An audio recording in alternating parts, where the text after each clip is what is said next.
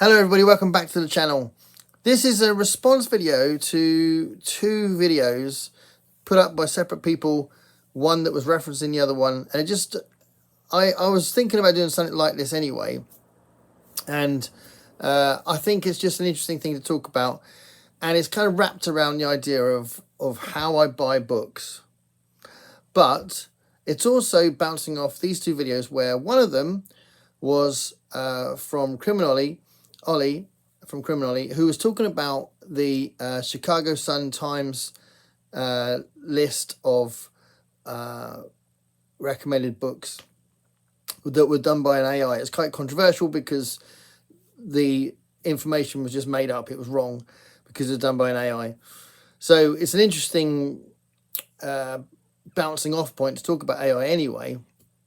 But he was saying that there's this sort of extra industry around publishing where there's sort of advertising, marketing, discussing, analysing the trends and trying to get you to buy certain books. And he says at one point that he's part of that industry now because he's obviously such a big channel and all that sort of stuff. And that is centering on the purchase and interest of books that have just been released. And he references Willow. Willow's done a really interesting video a little while ago that I saw when they first put it out, which was about, she titled it, You're Buying the Wrong Books.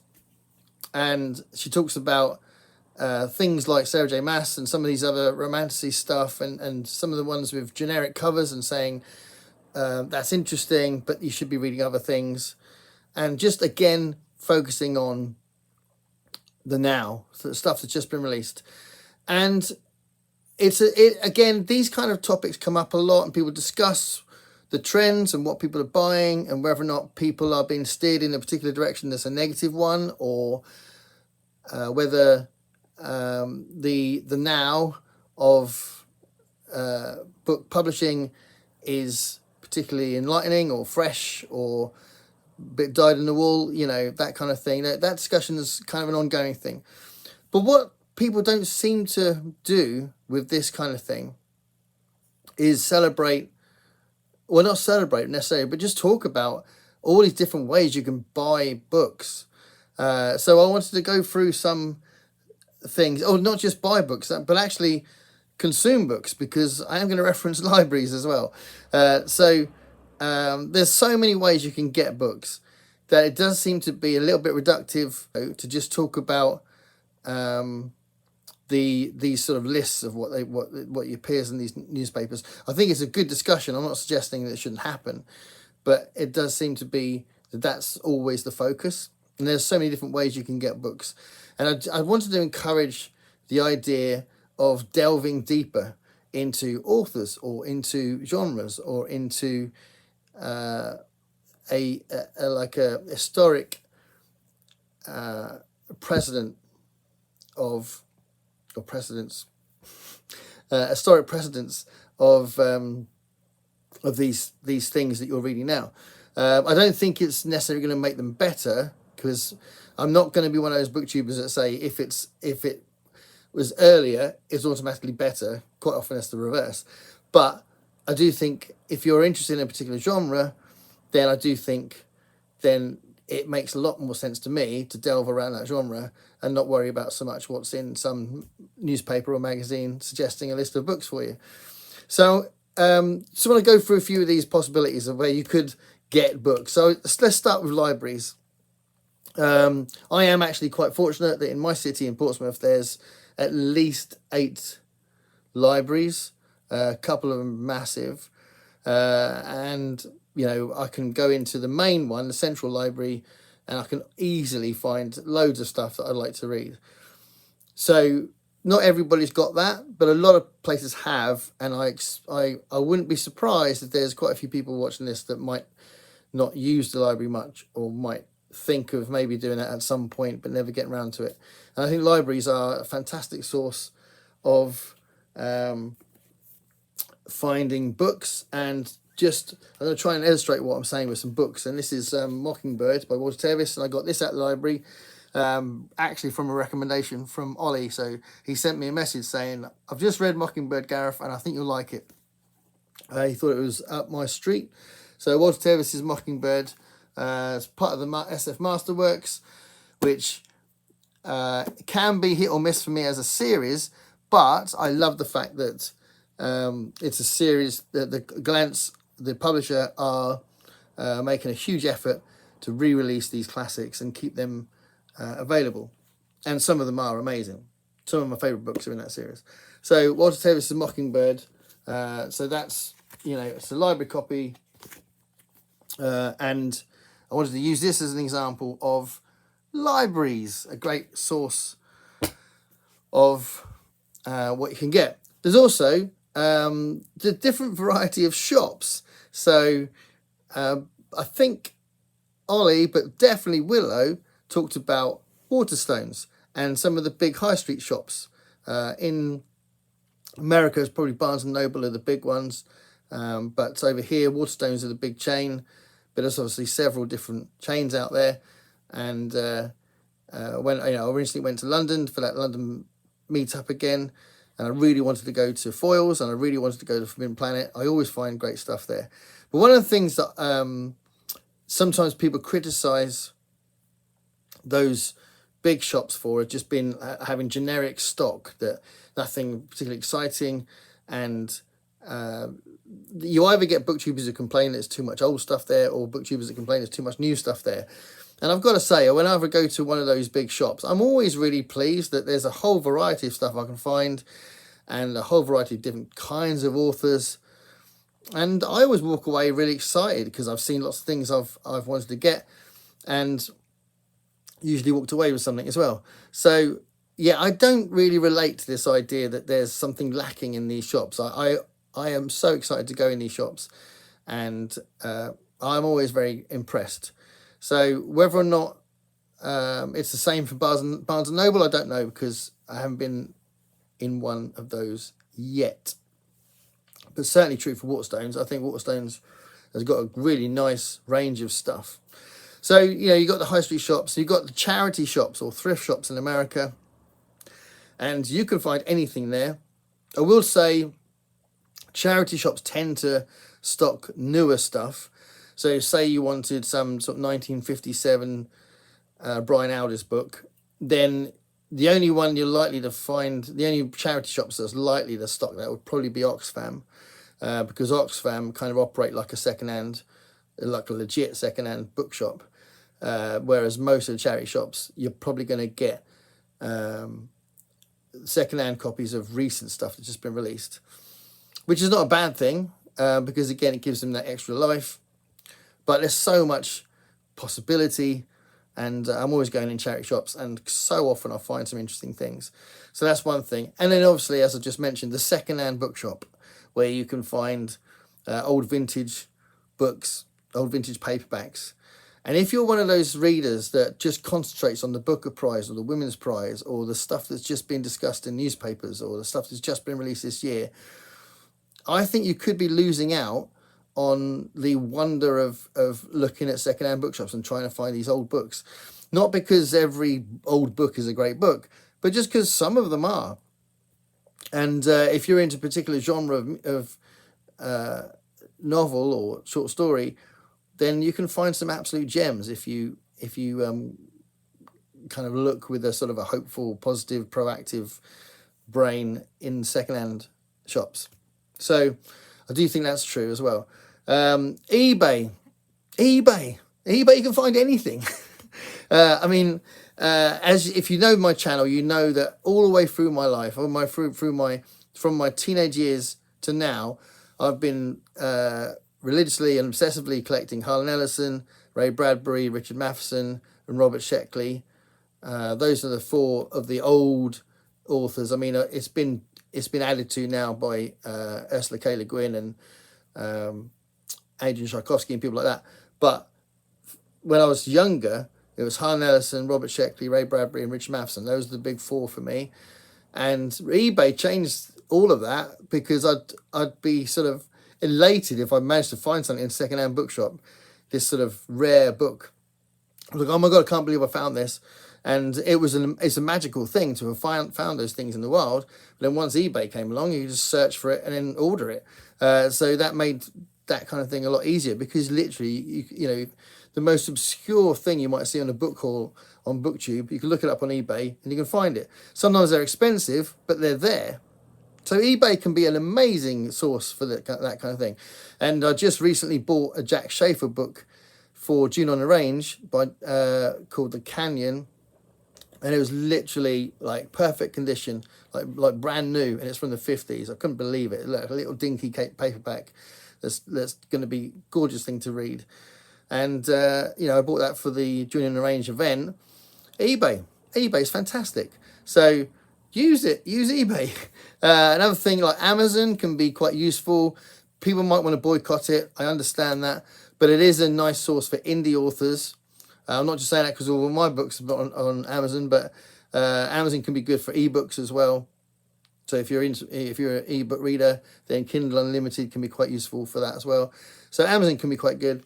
And like even Facebook Marketplace, you can buy a whole load of books, like a whole job lot, for nothing, you know, for barely anything.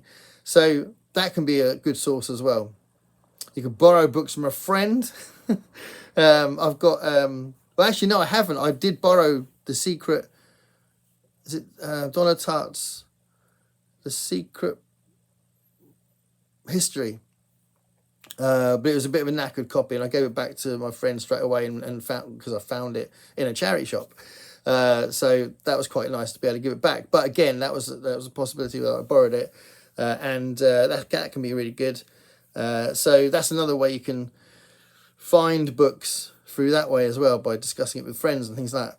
So let's go through some books, and I'll talk about how I bought them, just to illustrate what I'm saying. So this was eBay. So I rebought the whole series of these Fritz Lieber Sword series because I wanted to reread them, and they were a big part of my childhood.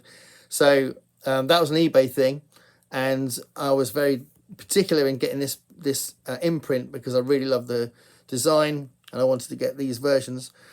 So, you know, this is an eBay situation. There's quite a lot of eBay situations here. But this Ed McBain book, Let's Hear It for the Deaf Man. This was just downstairs because I'm about to read this soon. That was found in a second-hand shop in Bedford when I visited Sean D. Standfast. I bought a bunch of Ed McBain books. But again, you know, that was a really nice find. There was a bunch of them together. Second-hand bookshop. Awesome. This was bought in Forbidden Planet recently, and these have just been re-released, these 3 Han Solo books. So they were books from my past, from my childhood that I read. One of the 3 of the first books I've ever read when I was a kid. And it was, and I'm kind of looking forward to reading them again. They've all been sort of anthologized into this collection. So that was a nice find from Forbidden Planet. I love that shop.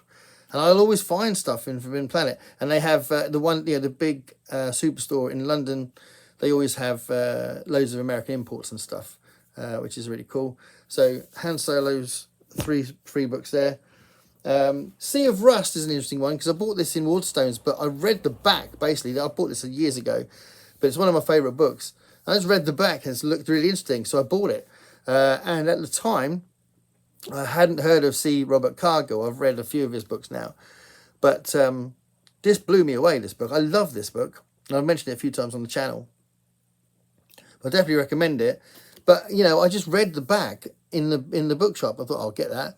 You know, brand new high street shops like Waterstones can have these gems, you know. Also, as I was saying about being a Ray Bradbury collector, once you decide to look into a particular author and have a proper delve, then you can find some absolute gems because you're spreading out into the other pieces of work that they've written. So that's clearly the thing with Ray Bradbury, because you may know I've got a whole shelf of his stuff, and there's not many things I haven't got now, and I'm doing a deep dive of his stuff as well because I love what he does. Tom Halt never gets talked about on BookTube, possibly because it's humorous, and humorous novels don't seem to get talked about a lot on BookTube. And I found Tom Halt in a secondhand shop, and then I've just bought loads of his stuff ever since. I think I've got about 12 of his books, and started off with Snow White and the Seven Samurai. And I know first one was Expecting Someone Taller. That was the first one I bought, Expecting Someone Taller, and then and this is the most recent one I bought. And again, I found this in a in a charity shop for 99p. So keep your radar up. You can have some absolute gems. And I'm just trying to illustrate that it's not necessarily about things that have been released over the last few months. You can find some absolute gems.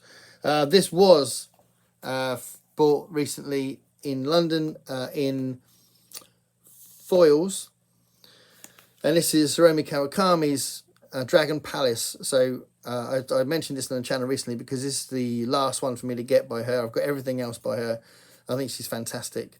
And I've championed her a little bit on the channel. And I think she's just brilliant. So this is a collection of short stories. So, she's quite easy to find because I think she's quite celebrated. And obviously now, with her being in the shortlist for the Booker Prize, she'll be even more stocked in all across the country. But I think that's possibly why Dragon Palace appeared, because it's been out a while, but I hadn't seen it in a shop. But yeah, she's had a lot of publicity, good positive publicity, which is great because I think she's brilliant. Annalee Newitt's, I really liked Annalee Newitt's the book Autonomous, and really I bought this from Waterstones because of Autonomous.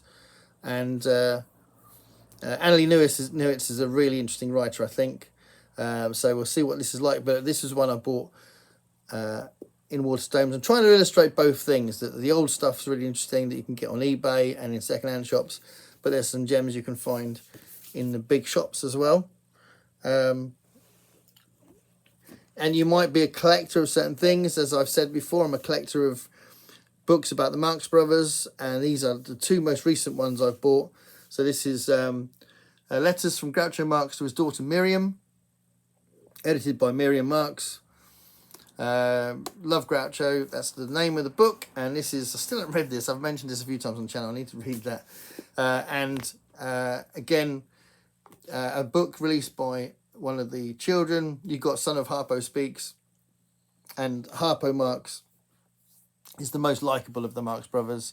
If you know anything about their sort of private lives, everyone says what a lovely man Harpo Marx was. But this is a book by Bill Marx, his son, so I need to read that as well. I had an absolute amazing find in, where did I find this? I can't remember where I found it. Oh, I know, in Brighton, in Snooper's Paradise, I think it was, in Brighton. Phil Oakes, Death of a Rebel, the Phil Oakes biography. You never see, I hardly ever see a Phil Oakes biography, so that was a great find. But again, second-hand shop in Brighton. I think you can get my point here. This is a different one. This was one where I literally read the synopsis on Goodreads, and I bought it on eBay because of reading a synopsis on Goodreads.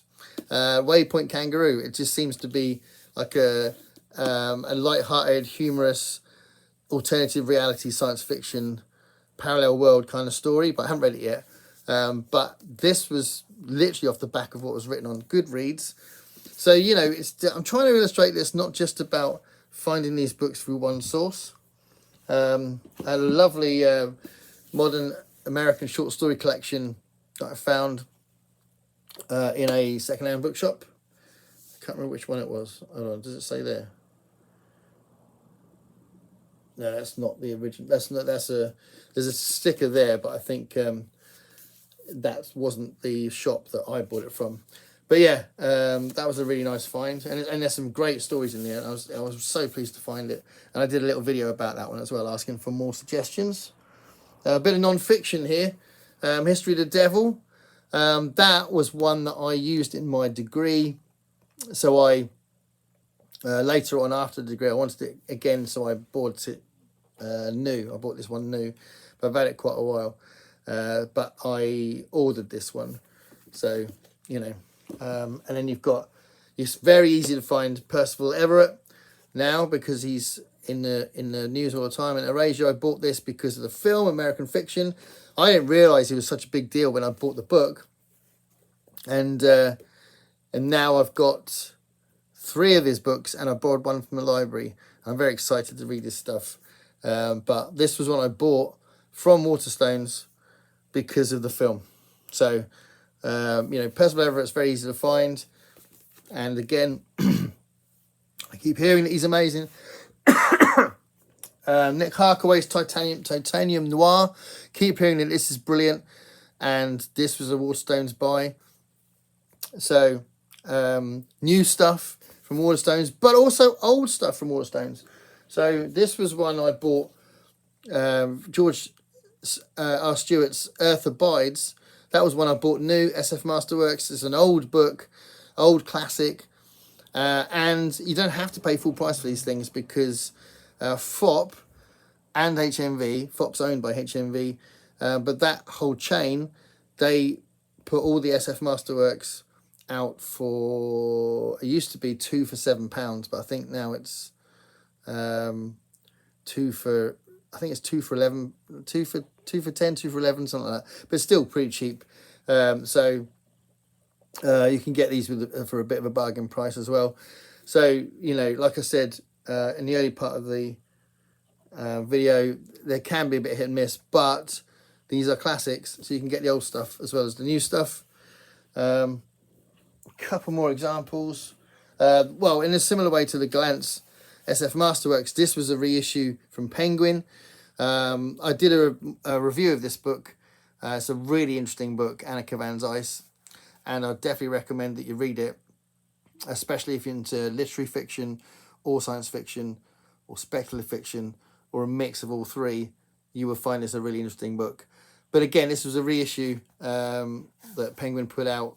That imprint has put out some really interesting things, as well as a new reissue of Make Room, Harry Harrison, and 2 Robert Sheckley books, which is pretty cool. So, yeah, Anakavs Ice, that was bought new from a shop like Waterstones because it was reissued. So these reissues are really important as well. And one last one. Dinky crime book from Mickey Spillane. I mean, literally, it's a very small book, small corgi book. I love these little corgi books, The Long Wait, and this was bought in a second-hand shop. This was actually bought in my favourite shop that's now closed down. There used to be 2 branches, one in Chichester and one in Arundel. The one in Arundel's still there, but the big one in Chichester's gone, which is such a shame. The guy wants to retire. Kim's Bookshop.